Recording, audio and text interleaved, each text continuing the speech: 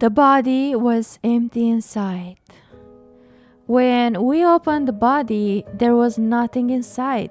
No organs, no bones, no nothing. We were hard pressed to even explain how his skin retained its shape instead of collapsing like an empty glove. We called the feds on that one, way above our pay grade. We decide. A pair of feds was there in an hour. They didn't look like I expected. I thought they'd be wearing black suits, sunglasses, and earpieces. Instead, they were dressed in white lab coats and scrubs. It's our job to blend in with the environment, the first Fed said. Can you show us? Can you show us to the body? I did as I was asked, and we four started down at the body. The feds, my technician, and I. There's something about the fluorescent lights of the morgue that makes the bodies look unreal. Their flesh is pallid and dull, like one of those statues from Madame Tussauds Wax Museum. Yeah, I saw it. I saw in the movies. It's ugh. We're gonna have to call this in, the first Fed said. The second one reached for his phone, but he never got it. The body lurched upright and seized the two agents by the throats. What?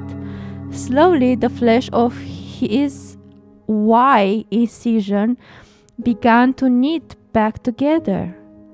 The feds reached for their guns, and I collapsed to the ground with my hand on my heart.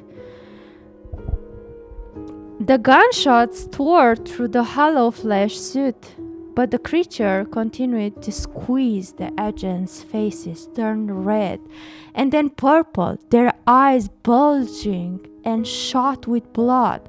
For a moment, I thought that they were going to pop right off, but I didn't stay to find out. As soon as I got my wits about me, I bolted, smashing through the metal double doors and racing up the stairs to the first floor. My heart was pounding hard in my chest, racing to catch up with my breath. But my mind was focused on one thought only. Get as far away from this place as you can. Same. I'm reading this and I'm thinking the same. I hope my morgue technician had gotten out too, but I didn't turn around to look. Yeah, save yourself. Save yourself, bro. I jumped in my car and with shaking hands thrust the key in the ignition. I peeled out of the lot onto the main road, frantically swearing my way through the traffic as I raced towards the police station. Yeah, I'm sure the police will do something. I didn't know what I just seen, but I knew I had to warn someone. I arrived at the police station, a babbling mess. They sat me in a room with a mirror in it and gave me some water. They told me to calm down. You calm down!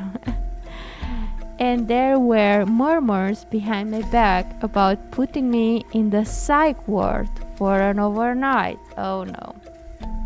As soon as I heard that, I knew that I had to leave. As soon as I heard that, I knew that I had to leave. But as I opened the door and stepped out into the hallway, I saw something that made me stop. 4 people had come into the station in lab coats, my technician, the feds, and the man who'd been on my table.